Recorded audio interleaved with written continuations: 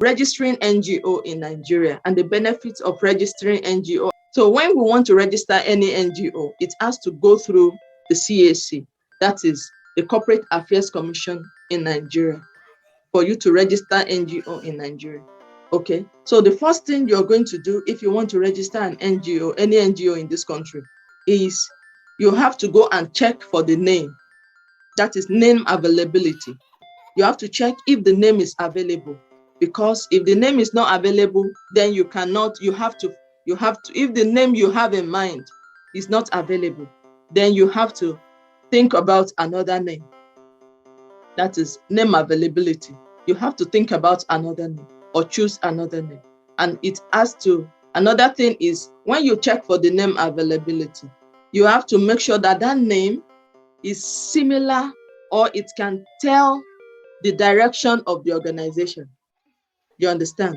Most times when you choose a name, it has to tend towards the direction of the organization, the core objective of the organization. Okay, for example, the example I have here is ORGAW is an organization for women. So once you hear about it, you know it is directly for women. The target beneficiary are women. So whenever you're choosing the name of your organization, it has to tend towards the direction of the target beneficiary or the core objective of the organization. Okay, then the next one is to procure the application form. And in the application form, there is a memorandum that guides in the filling of the form that you get together with in CAC. Then the next one is your publication in 3 newspapers. That is 3 national dailies, of which one of it must be a local publication. For instance, if the organization is to be based in Abuja, then 2 of these must be national dailies and 1 must be a local publication, that is an Abuja metropolis publication, or a local tabloid, just as it is in the material. So it must be published in 3 dailies. Then after that, you complete the application, you make copies. Attached to it will be the letter of application for the organization, the publication you've made, those 3, the constitution, that means the constitution would have been made available, drafted.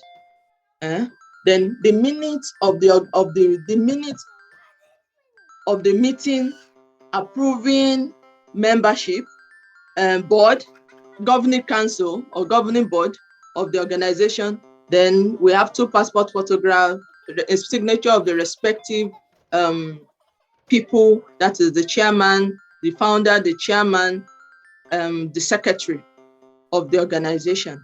They must sign. Then there's a seal. There's a common seal where you will stamp on the form. Then you'll make an amount payable by draft, make copies of the application, and you submit the application to the CAC and you wait for approval. Okay. Then it should be noted that the services of a legal practitioner, a chartered accountant, and a chartered secretary are usually not needed when you are registering for the NGO in Nigeria. But eventually, as the time goes by, the organization will have place legal team, accountants, as the case may be, and a secretary as time goes on in the organization. Then we have benefits of registering any NGO. The first one is government recognition. Government recognition in the sense that once it is duly registered by the CAC, then it is recognized as a formidable organization in the country. As the second one is it has ability to, the organization now has the ability to own land. Why? Because it is an entity on its own. So it can be sued, it can sue and it can be sued when it is duly registered in this country. It can own a land, it can now have a common seal. The organization as an entity now has a common seal. Then there is space for continuity, that is succession plan in handing over in case the founder dies. The organization can still run once, because there's succession. Once it is duly registered, then the organization becomes a corporate body. The typical content of the constitution of any NGO. First, before I go to the distinction. So the constitution of any NGO must contain the aim of the organization. You must provide the trustees. It must have the common seal. Then the auditors must be appointed, those that will check the book of accounts. Then there's provision for meetings, depending on how frequent the meeting will be. There's amendment clause in case there is death or anything, or you want to change the position of the chairman, or you want to sack the chairman. There are amendment clauses. There are special clauses as well. Special clause in the sense that you are not going to identify with any political party. You are not going to identify with any corrupt individual of the society. You're not going to be influenced by, the organization. Is the organization is not going to be influenced by any organization, depending on what the board of the organization decide to put in the special clause. My question is with regards to the auditors. Sure. Is it compulsory that it must be included? For all other stipulations here, as you told us here, but with regards to auditors, considering the fact that some NGOs are community-based, even though they get registered with CAC, some of them do not even have the kind of money that an auditor might want to look at. So I just want to know if it's a compulsion that clause is included. See, the thing is, as the organization grows, we are still going to talk about the growth in the organization when it is early stage, the intermediate stage, and in the advanced stage of the organization. Now, at that early stage, there are some organizations that can afford every team member. That is the accountant, the chartered secretary, the auditors, depending on their financial capability. But there are some organizations that are still in their early stage. And once it is still in the early stage, it will still grow and get to that advanced stage that it can now employ auditors, employ secretaries, employ enough hands for the organization. There's a description of the name and the purpose of the NGO. That is the target the target objective of the organization, the statement of the mission, their value, and the objectives of the organization. Please, you should note that once there is deviation from the objective of the organization, the organization will not be able to achieve the target. Will not be able to achieve the broad aim of the organization. Now, let me cite an example. If the organization is solely for youth advancement, youth advancement in the sense that they provide skills, they provide trainings for the youth, and all of a sudden, maybe there was a change in management, that is, the chairman got changed, and the individual, the new person there now, wants to carry out projects that are not for youth, maybe directed to women entirely. That is totally different from the objectives of the organization. It means it is a total deviation, and they must be brought back to line through review process.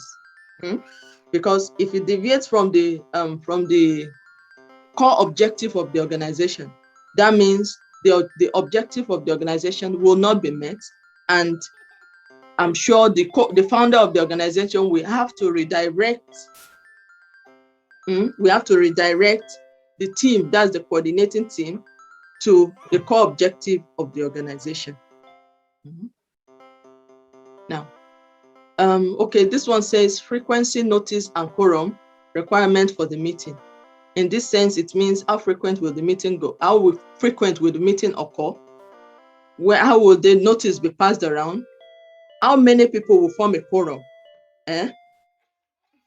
before a meeting can be held within the organization. Okay.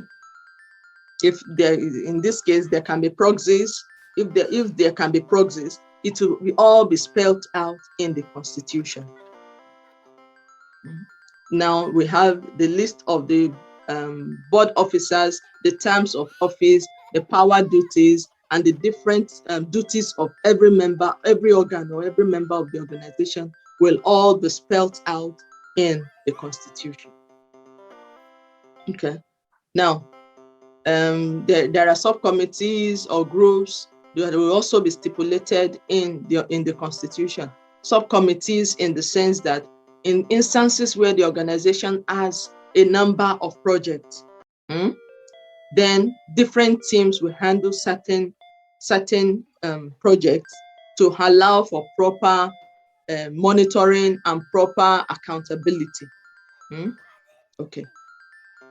Now, record keeping, this is very important. Record keeping and financial reporting responsibility.